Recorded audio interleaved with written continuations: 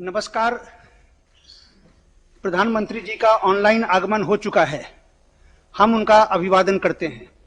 सभी को नमस्कार।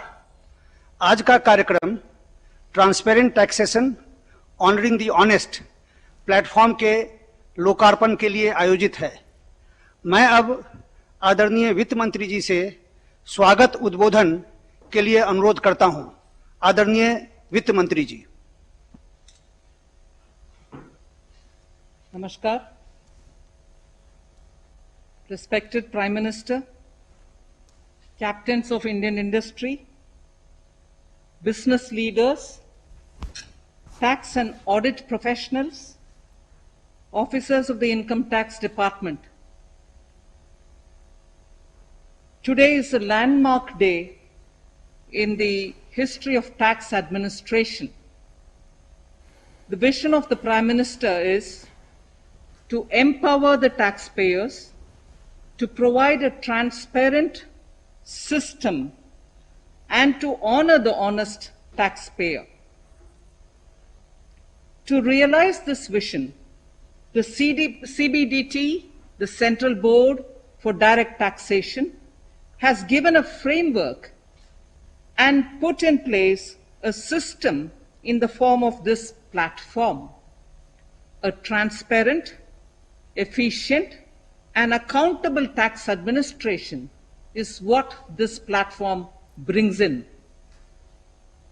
It uses technology, data analytics, and also uses artificial intelligence. What does this mean to the taxpayer in the country? It eases compliance burden. It brings in fair, objective, and a just system. There shall not be any physical interface between the department and the taxpayer, and to an extent, it shall bring in certainty of information. The IT department, the Income Tax Department, has undertaken several reforms which in a normal era would have been remembered as a significant milestone. Last year, it brought down the corporate tax from 30 to 22% for all the manufacturing existing units. It also brought it down to introduced 15% taxation for new manufacturing companies. It removed the dividend distribution tax. It also simplified the personal income tax structure and gave a complete framework of option with simplified and reduced tax structure for those who did not want exemptions or deductions. In other words, taxpayers were given a choice, an option. The Income Tax Department also provided the option for cooperatives to pay taxes at a concessional rate. So, in order to provide accountability, the department has also committed itself for providing document identification number, the DIN as we come to call it. And this is for all its communications. Without the DIN, the document identification number, a document emanating from the Income Tax Department shall be invalid. It also, therefore, provides traceability and authenticity to the communication of the department with its taxpayers. Pre-filled forms are also being provided to taxpayers so that the high-value financial transactions are recorded somewhere, and it enables the taxpayer to see those information visible upfront even as he wants to comply by paying the taxes. Honorable Prime Minister, the department is also hand-holding taxpayers and helping them to understand how to use pre-filled forms, and therefore it's not just introducing a transparent system, but also is helping the taxpayers to be able to understand and comply. Honorable Prime Minister, under your guidance, we also brought in the Vivad Se Vishwas scheme, through which we wanted to bring in a closure to all the pending tax disputes that has received a lot of good response from the taxpayers. Respected Prime Minister, the IT department has also taken up several measures to provide digital transaction and electronic modes of payments for the taxpayers. During the COVID pandemic, the department also provided relief to the taxpayers by extending statutory timelines for filing of returns. The department also has released the refunds which are due to the taxpayers in an expeditious manner. Lastly, Honorable Prime Minister, the officers and the staff of IT department, Income Tax Department, deserve our appreciation for their untiring efforts to bring reality to your vision. I would like to make a special mention to all the Income Tax Gazetted Officers Association members who this morning have sent a message to the Finance Secretary, a message of commitment, a message of their commitment to see that this vision of the Honorable Prime Minister is realized without any glitches. Thank you very much. धन्यवाद वित्त मंत्री जी। अब मैं आदरणीय प्रधानमंत्री महोदय से आदरपूर्वक निवेदन करता हूं कि वे कृपया transparent taxation honouring the honest platform का लोकार्पण करें।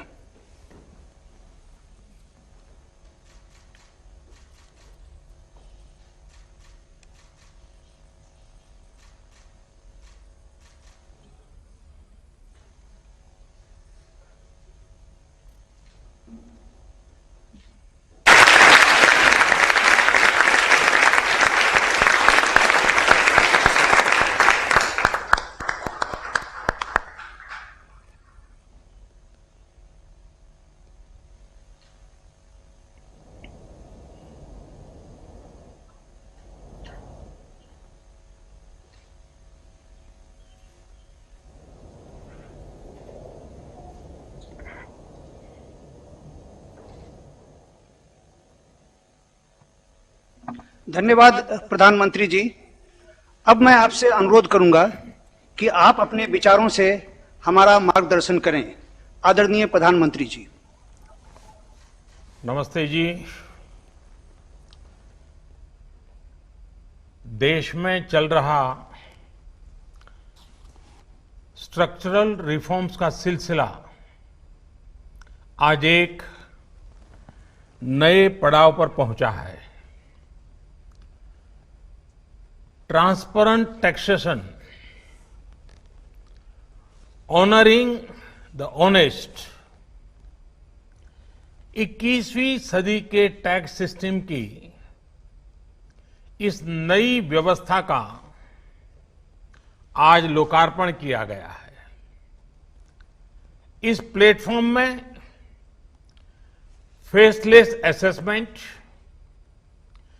फेसलेस अपील और टैक्स पेयर चार्टर जैसे बड़े रिफॉर्म्स हैं। फेसलेस असेसमेंट और टैक्स पेयर चार्टर आज से ही लागू हो गए हैं, जबकि फेसलेस अपील की सुविधा 25 सितंबर यानी दीनदयाल उपाध्याय जी के जन्मदिन से पूरे देश भर में नागरिकों के लिए उपलब्ध हो जाएगी। अब टैक्स सिस्टम भले ही फेसलेस हो रहा है, लेकिन टैक्स पेयर को ये फेयरनेस और फियरलेसनेस का विश्वास देने वाला है। ये सभी टैक्स पेयर्स को इस महत्वपूर्ण तोहफे के लिए मैं बहुत बहुत बधाई देता हूं और इनकम टैक्स विभाग के सभी अधिकारियों को, हर छोटे मोटे कर्मचारी को भी बहुत बहुत शुभकामनाएं देता हूं। साथियों, बीते 6 वर्ष में हमारा फोकस रहा है banking the unbanked, securing the unsecured और फंडिंग द अनफंडेड। आज एक तरह से एक नई यात्रा शुरू हो रही है। ऑनरिंग द ऑनेस्ट, ईमानदार का सम्मान। देश का ईमानदार टैक्स पेयर राष्ट्र निर्माण में बहुत बड़ी भूमिका निभाता है।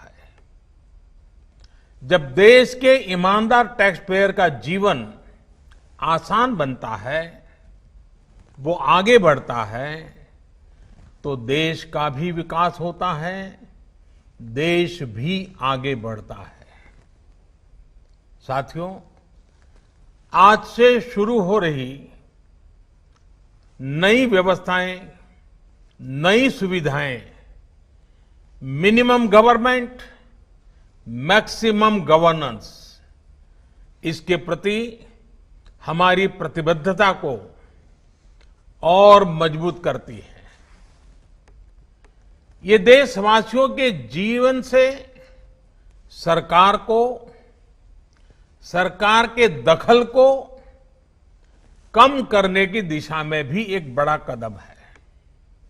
साथियों, आज हर नियम कानून को, हर पॉलिसी को प्रोसेस और पावर सेंट्रिक अप्रोच से बाहर निकालकर उसको पीपल सेंट्रिक और पब्लिक फ्रेंडली बनाने पर बल दिया जा रहा है। ये नए भारत के नए गवर्नेंस मॉडल का प्रयोग है और इसके सुखद परिणाम भी देश को मिल रहे हैं। आज हर किसी को ये एहसास हुआ है कि शॉर्टकट्स ठीक नहीं है। और हमारे यहां तो रेलवे स्टेशन पे लिखा जाता है, shortcut will you cut you short. गलत तौर तरीके अपनाना सही नहीं है। वो दौर अब पीछे चला गया है। अब देश में माहौल इस ओर आगे बढ़ रहा है कि कर्तव्य भाव को सर्वोपरि रखते हुए सारे काम होने चाहिए। सवाल यह है कि ये बदलाव आखिर कैसे आ रहा है? क्या ये सिर्फ सख्ती से आया है? क्या ये सिर्फ सजा देने से आया है? जी नहीं, बिल्कुल नहीं। इसके अगर मोटे मोटे तौर पर मैं कहूं तो 4 बड़े कारण हैं। पहला, पॉलिसी ड्रिवन गवर्नेंस। जब पॉलिसी स्पष्ट होती है तो ग्रे एरियाज मिनिमम हो जाते हैं और इस कारण व्यापार में, बिजनेस में और सरकार के और निर्णयों में भी डिस्क्रिशन की गुंजाइश कम हो जाती है। दूसरा, सामान्य जन की ईमानदारी पर विश्वास। तीसरा, सरकारी सिस्टम में ह्यूमन इंटरफेस को सीमित करके टेक्नोलॉजी का बड़े स्तर पर उपयोग। आज सरकारी खरीद हो, सरकारी टेंडर हो या सरकारी सेवाओं की डिलीवरी, सब जगह टैग इंटरफेस सर्विस दे रहे हैं। और चौथा, हमारी जो सरकारी मशीनरी है, जो ब्यूरोक्रेसी है, उसमें एफिशिएंसी, इंटीग्रिटी और सेंसिटिविटी के गुणों को रिवॉर्ड किया जा रहा है, पुरस्कृत किया जा रहा है। साथियों, एक दौर था जब हमारे यहां रिफॉर्म्स की बहुत बातें होती थी। कभी मजबूरी में कुछ फैसले लिए जाते थे, कभी दबाव में कुछ फैसले हो जाते थे, तो उन्हें रिफॉर्म कह दिया जाता था। इस कारण इच्छित परिणाम नहीं मिलते थे। अब ये सोच और अप्रोच दोनों बदल गई है। हमारे लिए रिफॉर्म का मतलब है रिफॉर्म नीति आधारित हो, टुकड़ों में नहीं हो, होलिस्टिक हो और एक रिफॉर्म दूसरे रिफॉर्म का आधार बने, नए रिफॉर्म का मार्ग बनाए। और ऐसा भी नहीं है कि एक बार रिफॉर्म करके रुक गए। ये निरंतर सतत चलने वाली प्रक्रिया है। बीते कुछ वर्षों में देश में 1,500 से ज्यादा कानूनों को समाप्त किया गया है। ईज ऑफ डूइंग बिजनेस की रैंकिंग में भारत आज से कुछ साल पहले 134वें नंबर पर था। आज भारत की रैंकिंग 63 है। रैंकिंग में इतने बड़े बदलाव के पीछे अनेकों रिफॉर्म्स हैं, अनेकों नियमों कानूनों में बड़े परिवर्तन है। रिफॉर्म्स के प्रति भारत की इसी प्रतिबद्धता को देखकर विदेशी निवेशकों का विश्वास भी भारत पर लगातार बढ़ रहा है। कोरोना के इस संकट के समय भी भारत में रिकॉर्ड एफडीआई का आना इसी का उदाहरण है। साथियों, भारत के टैक्स सिस्टम में फंडामेंटल और स्ट्रक्चरल रिफॉर्म्स की जरूरत इसलिए थी क्योंकि हमारा आज का ये सिस्टम गुलामी के कालखंड में बना और फिर धीरे धीरे इवॉल्व हुआ। आजादी के बाद इसमें यहां वहां थोड़े बहुत परिवर्तन किए गए, लेकिन लार्जली सिस्टम का कैरेक्टर, उसकी चाल चलन वही रहा। परिणाम यह हुआ कि जो टैक्स पेयर राष्ट्र निर्माण का एक मजबूत पिलर है, जो देश को गरीबी से बाहर निकालने के लिए योगदान दे रहा है, उसको कटघरे में खड़ा किया जाने लगा। इनकम टैक्स का नोटिस फरमान की तरह बन गया। देश के साथ छल करने वाले कुछ मुट्ठी भर लोगों की पहचान के लिए बहुत से लोगों को अनावश्यक परेशानी से गुजरना पड़ा। कहां तो टैक्स देने वालों की संख्या में गर्व के साथ विस्तार होना चाहिए था और कहां गठजोड़ की, साठगांठ की व्यवस्था बन गई। इस विसंगति के बीच ब्लैक और व्हाइट का उद्योग भी फलता फूलता गया। इस व्यवस्था ने ईमानदारी से व्यापार कारोबार करने वालों को, रोजगार देने वालों को और देश की युवा शक्ति की आकांक्षाओं को प्रोत्साहित करने के बजाय कुचलने का काम किया। साथियों, जहां कॉम्प्लेक्सिटी होती है, वहां कंप्लायंस भी मुश्किल होता है। कम से कम कानून हो, जो कानून हो वो बहुत स्पष्ट हो, तो टैक्स पेयर भी खुश रहता है और देश खुशहाल होता है। बीते कुछ समय से यही काम करने की दिशा में एक के बाद एक कदम उठाए जा रहे हैं। अब जैसे दर्जनों टैक्सेस की जगह जीएसटी आ गया, रिटर्न से लेकर रिफंड की व्यवस्था को पूरी तरह से ऑनलाइन किया गया।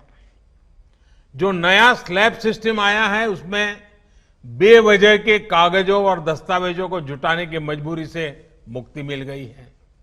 यही नहीं, पहले 10 लाख रुपए से ऊपर के विवादों को लेकर सरकार हाई कोर्ट और सुप्रीम कोर्ट पहुंच जाती थी।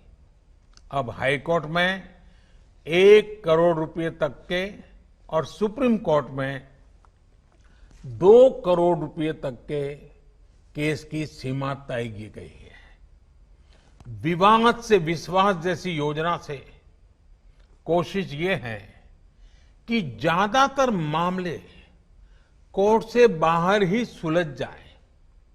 इसी का नतीजा है कि बहुत कम समय में ही करीब 3 लाख मामलों को सुलझाया जा चुका है। साथियों, प्रक्रियाओं की जटिलताओं के साथ साथ देश में टैक्स भी कम किया गया है। 5 लाख रुपए की आय पर अब टैक्स 0 है। बाकी स्लैब में भी टैक्स कम हुआ है। कॉरपोरेट टैक्स के मामले में हम दुनिया में सबसे कम टैक्स लेने वाले देशों में से एक हैं। साथियों, कोशिश ये है कि हमारी टैक्स प्रणाली सीमलेस हो, पेनलेस हो, फेसलेस हो। सीमलेस यानी टैक्स एडमिनिस्ट्रेशन हर टैक्स पेयर को उलझाने के बजाय समस्या को सुलझाने के लिए काम करे।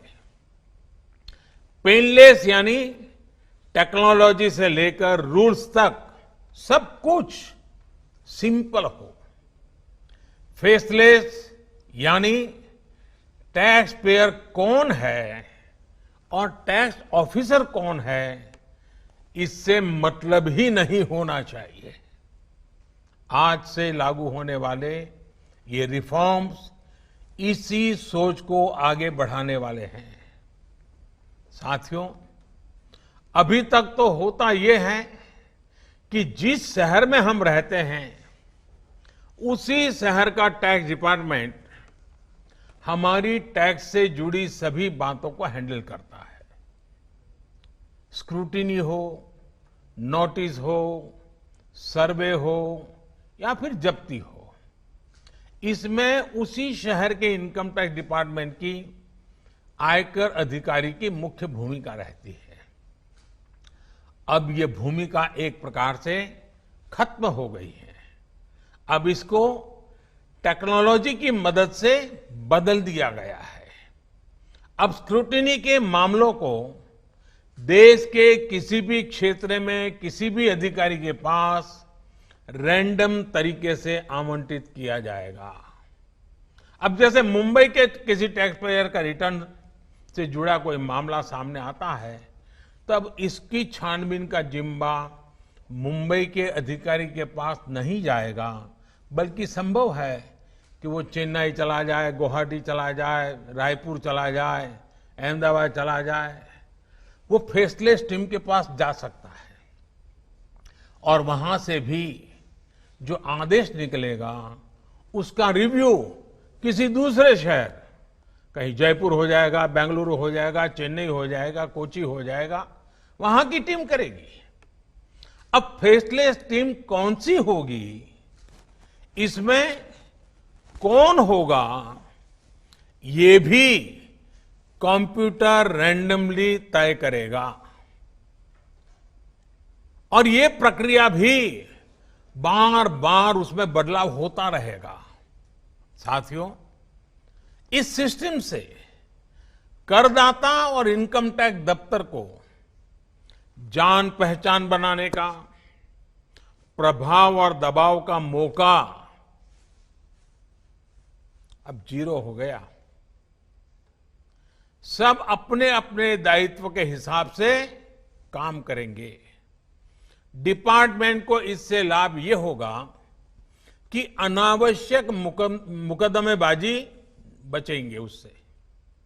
दूसरा, ट्रांसफर पोस्टिंग में लगने वाली गैर जरूरी ऊर्जा से भी अब राहत मिलेगी। इसी तरह टैक्स से जुड़े मामलों की जांच के साथ साथ अपील भी अब फेसलेस होगी।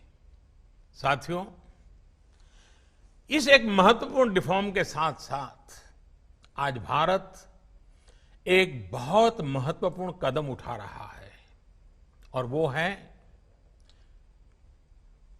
Tax payer charter. ये टैक्स पेयर चार्टर भी देश की विकास यात्रा में बहुत बड़ा कदम है और टैक्स पेयर के लिए अधिकार और कर्तव्य दोनों को संतुलित करने का और सरकार की जिम्मेवारी पक्की करने का ये बहुत अहम कदम है। टैक्स पेयर को इस स्तर का सम्मान और सुरक्षा देने वाले दुनिया में बहुत कम देश है, गिने चुने देश हैं। लेकिन अब भारत भी इस महत्वपूर्ण कदम की ओर अपने आप को ले जाकर के उसमें शामिल हो गया है। अब टैक्स पेयर को उचित, विनम्र और तर्क संगत व्यवहार का भरोसा दिया गया है। यानी आयकर विभाग को अब टैक्स पेयर की डिग्निटी का संवेदनशीलता के साथ ध्यान रखना होगा। अब टैक्स पेयर की बात पर विश्वास करना होगा। डिपार्टमेंट उसको बिना किसी आधार के ही शक की नजर से नहीं देख सकता। अगर किसी प्रकार का संदेह है भी तो टैक्स पेयर को अब अपील और समीक्षा का भी अधिकार दिया गया है। साथियों, अधिकार हमेशा दायित्वों के साथ आता है, कर्तव्यों के साथ आते हैं। इस चार्टर में भी टैक्स पेयर से कुछ अपेक्षाएं की गई हैं। टैक्स पेयर के लिए टैक्स देना या सरकार के लिए टैक्स लेना ये कोई हक का, अधिकार का विषय नहीं है, बल्कि ये दोनों का दायित्व है, जिम्मेवारी है, कर्तव्य है, रिस्पॉन्सिबिलिटी है। टैक्स पेयर को टैक्स इसलिए देना है क्योंकि उसी से सिस्टम चलता है। देश की एक बड़ी आबादी के प्रति देश अपना फर्ज निभा सकता है और उज्जवल भविष्य की ओर कदम भी रख सकता है। इसी टैक्स से खुद टैक्स पेयर को भी तरक्की के लिए, प्रगति के लिए बेहतर सुविधाएं और इंफ्रास्ट्रक्चर मिल पाता है।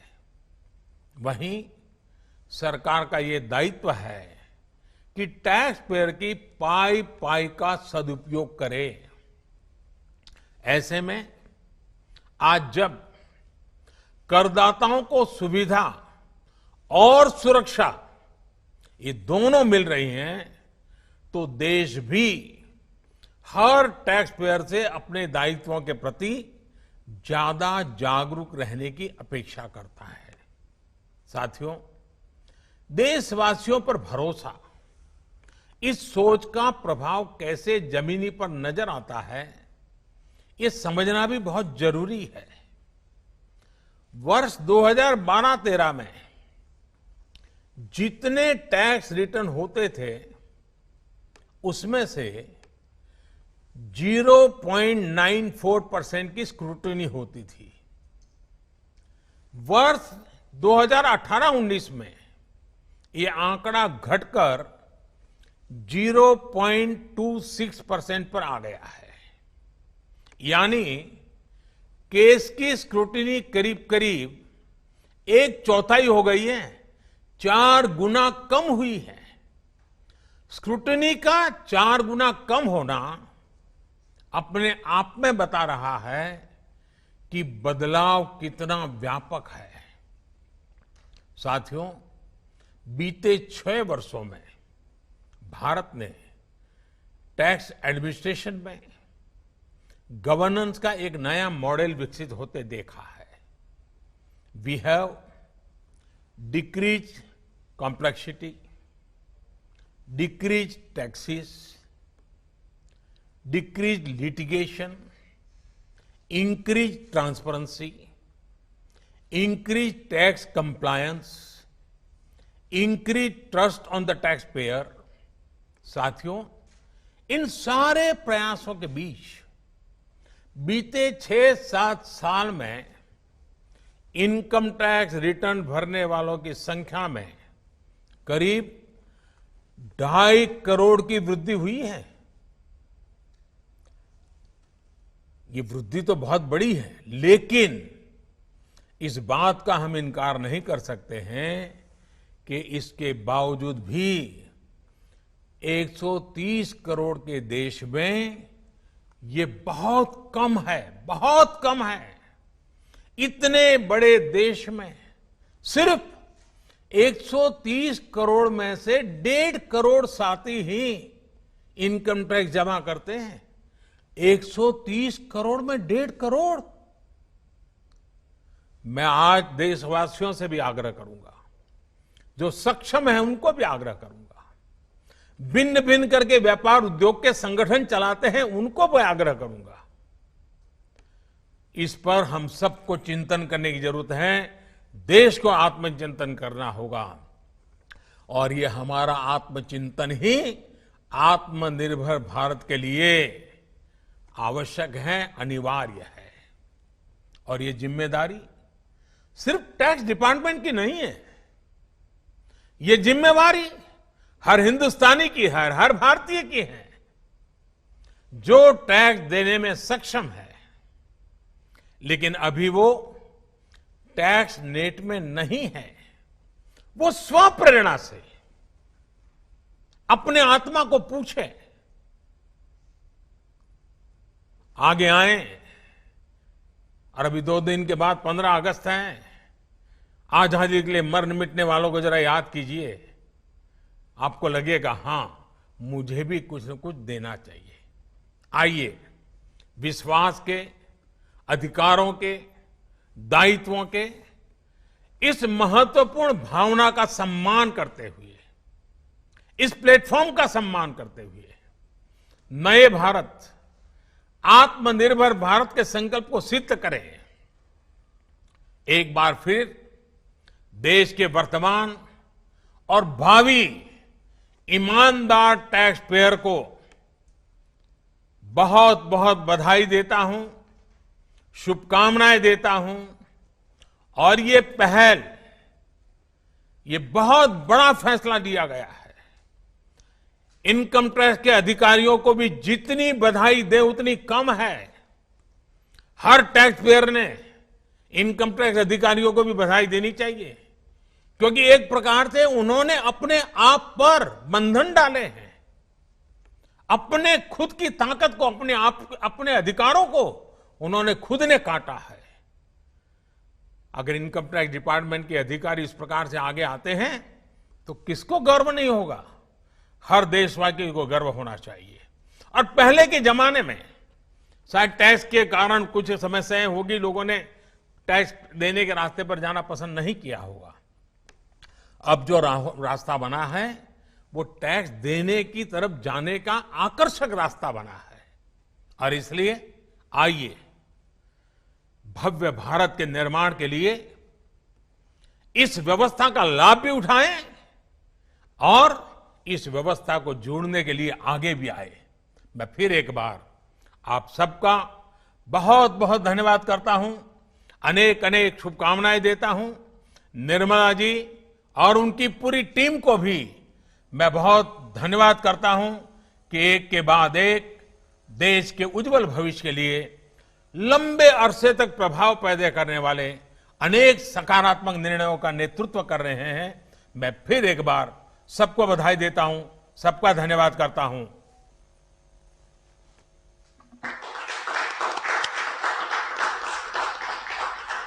धन्यवाद, धन्यवाद प्रधानमंत्री जी। इस कार्यक्रम के अंत में हम आपका, आदरणीय वित्त मंत्री जी का, वित्त राज्य मंत्री जी का और सभी का आभार प्रकट करते हैं। धन्यवाद।